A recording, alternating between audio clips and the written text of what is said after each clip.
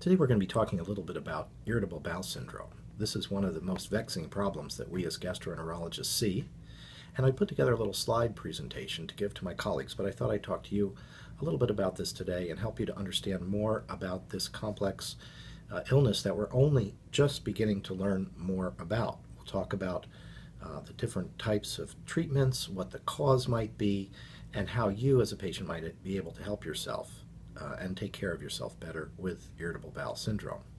What is irritable bowel syndrome? Well, it's considered a functional bowel disorder characterized by symptoms of abdominal pain or discomfort associated with disturbed defecation, meaning altered bowel movements. Now, typically we diagnose this by history and physical.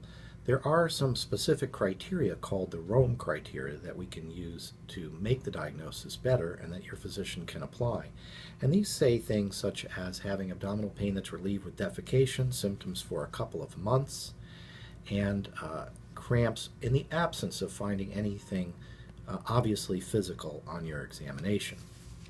Now, there are four main bowel patterns that we see in irritable bowel syndrome: IBS-M, which is a mixed pattern, IBS-D, IBS-C, and IBS-U, which is unclassified. IBS-D is IBS with diarrhea, and this is where people have frequent loose and watery stools. And IBS-C is IBS with constipation, where people have straining, obstipation, incomplete evacuation, difficulty moving their stools, associated with crampy abdominal pain.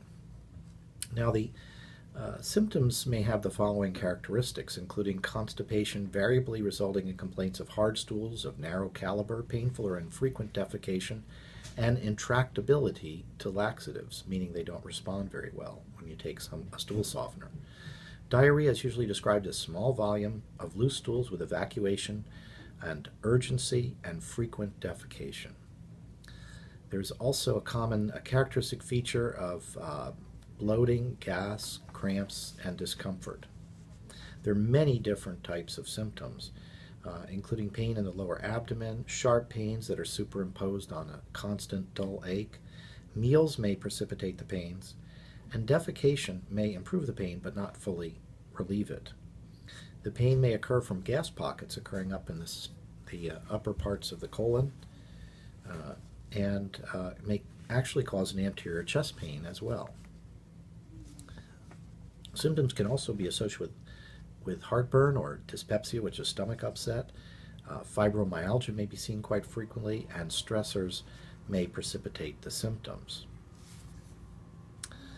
Certain symptoms and findings in IBS are suggestive of an alternate diagnosis, and this includes pain that wakes you up in the middle of the night, acute onset of symptoms that occur rather suddenly, progressively worsening symptoms, symptoms late at night, rectal bleeding, painless diarrhea, stools that are fatty, greasy, or oily, weight loss, wheat intolerance, and iron deficiency anemia, among others.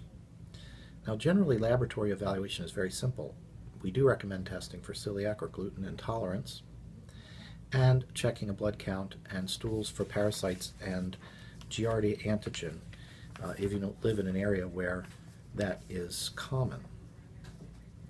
Now, the age of onset of IBS is most frequent in the younger age and more common in females than males, and tends to taper off as people get older. The healthcare burden of IBS is quite severe. People frequently take medications, they miss work or they are absent from work, or unable to work for part of the day, and frequently have to know where every bathroom is on their way between work, home, school, the mall, or wherever they have to go. Now, we do know that there are multiple reasons for IBS. One of them is an abnormality of the motility in both the large and small bowel, and there are many studies that show this. More recently, we've come to understand that there may be some inflammation in the intestines, as we found increase in inflammatory cells throughout the large and small bowel, as well as what we call inflammatory mediators, which are chemicals that help to attract inflammatory cells to the gut. The role of these has, as of yet, not been fully clarified. We also know that the bowel tends to be abnormally sensitive. So what one person may feel as normal, somebody with irritable bowel may feel as an acute pain, a sharp pain, a dull ache, or cramps. And the bowel responds abnormally to distension and bloating in terms of pain and discomfort. More recently, we've come to also understand that infections may also lead to irritable bowel, so we call that post-infectious irritable bowel. After you have an infection with a parasite or a bacteria, you may then go on to develop an irritable bowel syndrome if you're predisposed. There also have been some theories stating that in certain patients they may overgrow bacteria in their small intestines. This is called SIBO, or small intestinal bacterial overgrowth. It's difficult to prove, but recently we've attempted to treat using antibiotics that are not absorbed by the body but reduce the amount of bacteria in the small intestine. And normally the small intestine is sterile. However, in some patients with small bowel, they tend to grow a great many bacteria in the small bowel, and this can also cause inflammatory symptoms like you might see with fibromyalgia. Also, patients with irritable bowel tend to have a lot of different food intolerances, such as to gluten, fatty foods, to histamine-containing foods, certain spicy foods, things like that. There's not really been a clear relationship between foods and IBS. However, there is a diet called the FODMAP, which is FODMAP, and that diet is an elimination diet, and it removes things like fructose, certain sugars from your diet, disaccharides, and if you follow that diet, you reduce certain foods every 2 weeks and then reintroduce them to see what might be causing your symptoms. In addition to that, we know that there is a strong interaction between the brain and the gut, so people undergoing a lot of stress may have worsening of their symptoms. The nervous system of the bowel is larger than your actual brain, although it's spread out and not very sensitive, but it can react with pain, cramps, diarrhea, constipation, those kind of symptoms. And the brain does have a strong role to play in IBS. And there's also a number of psychological conditions that can trigger IBS symptoms as well. Typical therapy has included for many decades anticholinergic drugs such as Bentyl, hyoscyamine, Librax, medications like that. And these are good medications, but not terribly stronger than placebo. They work for some people, and mainly they relieve the cramps and the bloating and discomfort, but they do little to treat constipation or diarrhea, and they may have side effects including dizziness, dry mouth, dry eyes, and similarly. Antidiarrheals are basically non-absorbable opioids, and they have been around for many decades.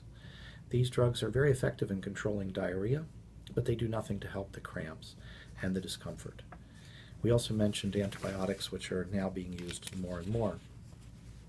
A number of newer medications have been developed and are in the process of being developed by manufacturers to treat both IBS-C and IBS-D, and I suggest that you ask your gastroenterologist about some of these. One of the older medications that's still available is called Lotrinex. This drug works wonderfully on patients with chronic diarrhea and has been a lifesaver for many patients. In rare instances, it's been associated with bloody diarrhea or what we call ischemic colitis, but those have been very, very infrequent, and the drug, although it was off the market for a while, is now back on with some restrictions. Frequently, also, we use medications called tricyclic antidepressants. These were used primarily years ago for antidepressants. They're not used so much anymore, but they do seem to have great effects on the bowel, and we use a very low dose in order to treat those. Other treatments include probiotics. Now, many people are taking probiotics, but few people really know which probiotic is the good or the bad bacteria, if you will, which one is better or not better. Studies have shown that probiotics that contain a high dose of bifidobacterium are probably the best to treat irritable bowel, although definitely more information is needed, and the effect of probiotics is relatively weak. Now, some people will restrict gluten and be gluten sensitive. There is evolving information on this, but the majority of people, more than 90% who present with gluten intolerance, actually have no signs of gluten-related disease or celiac disease. So I caution you on restricting your diet to gluten. You may feel better because something else is in the food that you're restricting, and you might think it's the gluten, but it's not.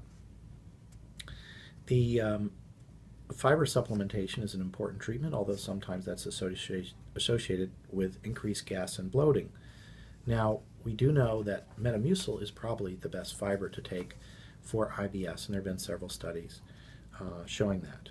Psychological therapy, such as cognitive behavioral therapy, relaxation therapy, have been tried, and many alternative therapies, including acupuncture and other types of treatments that may be very helpful. So in summary, IBS is a disease that is chronic. It can cause severe discomfort in the gut. You have to work closely with your physician, your gastroenterologist, to make sure, number one, there's no other illnesses that are present.